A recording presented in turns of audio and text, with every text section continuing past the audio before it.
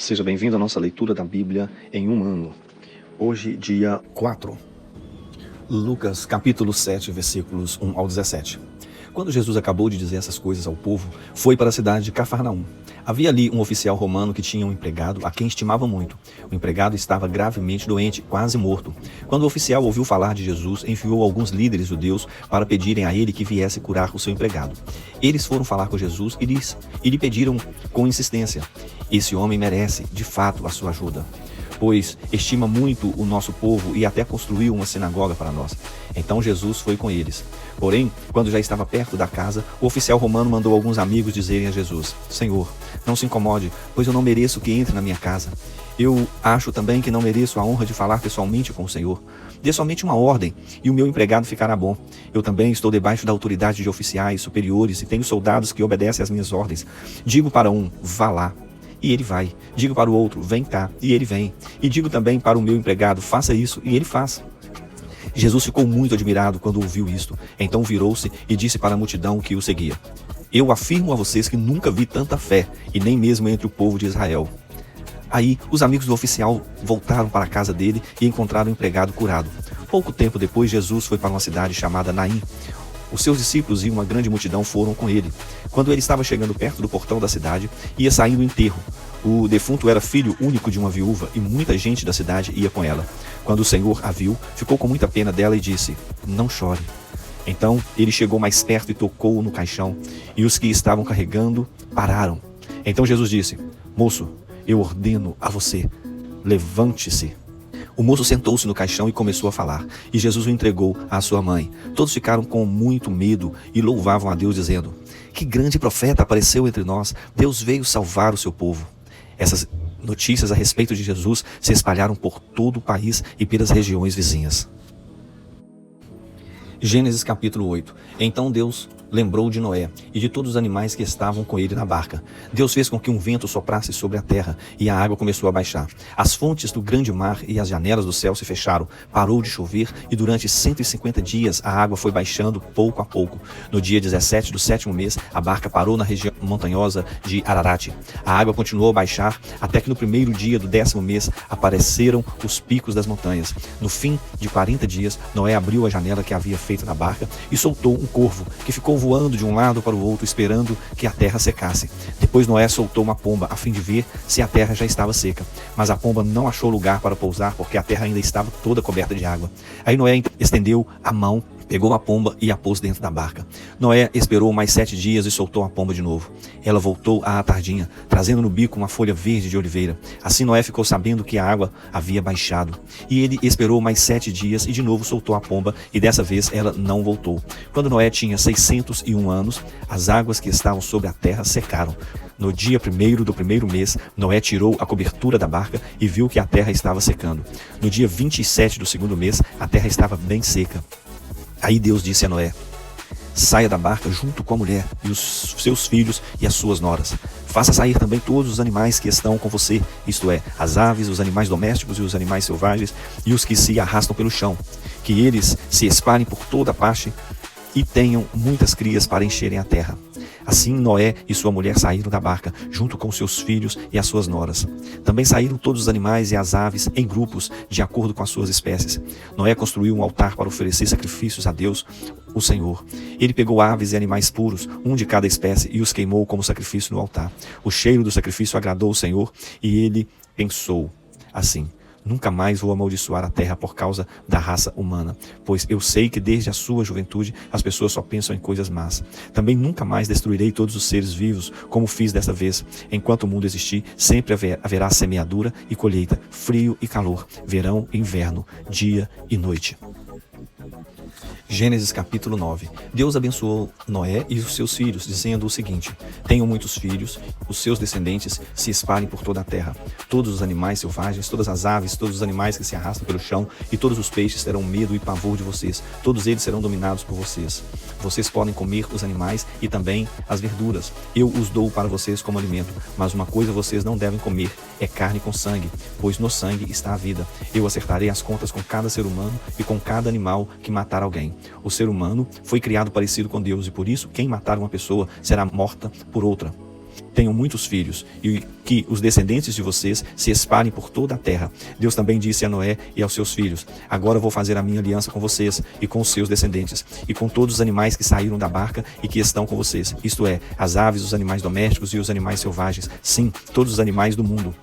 Eu faço a seguinte aliança com vocês: prometo que nunca mais os seres vivos serão destruídos por um dilúvio, e nunca mais haverá outro dilúvio para destruir a terra.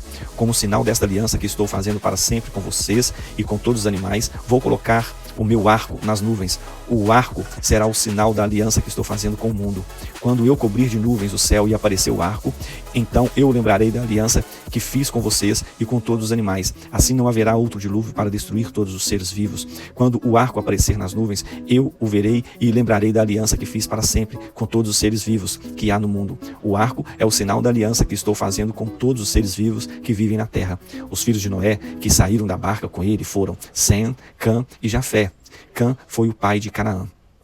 Esses três foram os filhos de Noé, e os descendentes deles se espalharam pelo mundo inteiro. Noé era agricultor, ele foi a primeira pessoa que fez uma plantação de uvas. Um dia Noé bebeu muito vinho, ficou bêbado e se deitou nu dentro da sua barraca. Cã, o pai de Canaã, viu que o seu pai estava nu e saiu para contar aos seus dois irmãos. Então Sem e Jafé pegaram uma capa, puseram sobre os próprios ombros, foram andando de costas e com a capa cobriram o seu pai, que estava nu. E, a fim de não verem o pai nu, eles fizeram isso olhando para o lado. Quando Noé acordou, depois da bebedeira, soube do que Cã, o filho mais moço, havia feito. Aí Noé disse o seguinte: maldito seja Canaã, ele será escravo dos seus irmãos, um escravo miserável. E Noé disse mais: bendito seja o Senhor Deus de Sem e de Canaã, seja seu escravo.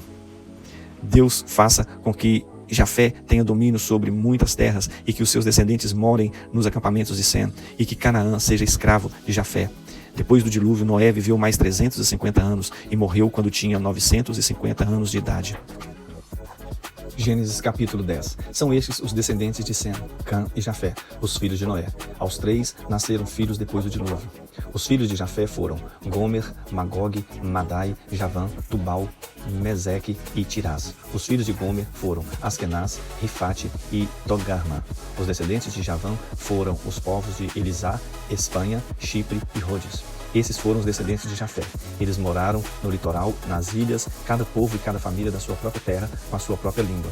Os filhos de Cã foram Cuxi, Egito, Líbia e Canaã. Os filhos de Cuxi foram Sebá, Avilá, Sabitá, Raamá e Sabteca. Os filhos de Raamá foram Sabá e Dedã. Cuxi foi pai de Nironde, o primeiro grande conquistador do mundo. Com a ajuda de Deus, o Senhor, ele se tornou um caçador famoso, e é por isso que se diz: seja igual a Nironde, que com a ajuda do Senhor foi grande caçador. No começo faziam parte do seu reino as cidades de Babilônia, Ereque e Acade, todas as três em Sinar. Daquela região, Nironde foi para a Síria e ali construiu as cidades de Nínive, Reobote, Ir, Calá e Recém, que fica entre Nínive e a grande cidade de Calá. Os descendentes do Egito foram os povos da Lídia, Anã, Leabe e Nafitu, Patrus, Casdu e de Creta, de quem os filisteus descenderam. Canaã foi pai de dois filhos, Sidom, o mais velho, e Et. De Canaã também descendem os Jebuseus, os Amorreus, os Girgaceus, os Eveus, os Arquitas, os Sineus, os Arvaditas, os Semareus e os Amateus. O território dos cananeus se estendeu para o sul desde Sidom até Gerar, perto de Gaza. E para o leste foi até Sodoma, Gomorra, Admá e Zeboim, perto de Laza. Esses foram os descendentes de Cã, cada povo e cada família na sua própria terra, com a sua própria língua. Sem, o irmão mais velho de Jafé, foi o pai de todos os hebreus. Os filhos de Sem foram Elão, Assur, Arpaxede, Lude e Arã. Os filhos de Arã foram Uz, Ou, Jeter e Mas. Arpaxede foi o pai de Selá, e Selá foi o pai de Eber. Eber foi o pai de dois filhos. Um se chamava Peleg, porque no seu tempo os povos do mundo foram divididos. O seu irmão se chamava Joquitã. Joquitã foi o pai de Almodá, Selefe, Azar, Mavé, Gerá, Adonirão, Uzal, Diclá, Obal, Abimael e Sabá, Ofir, Avilá e Jobabe. Todos estes foram filhos de Joquitã. Eles viveram nas terras que vão desde a região de Mesa até Cefar, da região montanhosa do leste.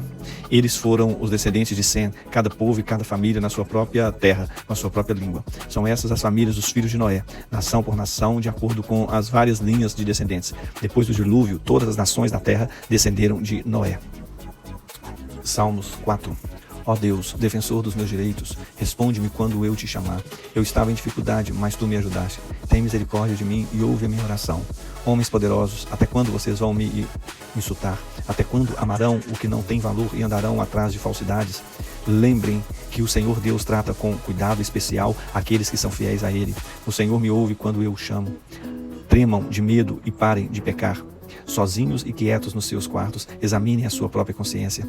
Ofereçam sacrifícios como o Senhor exige e ponham a sua confiança nele. Há muitas pessoas que oram assim: dá-nos mais bênçãos, ó Senhor Deus, e olha para nós com bondade. Mas a felicidade que pões no meu coração é muito maior do que daqueles que têm comida com fartura.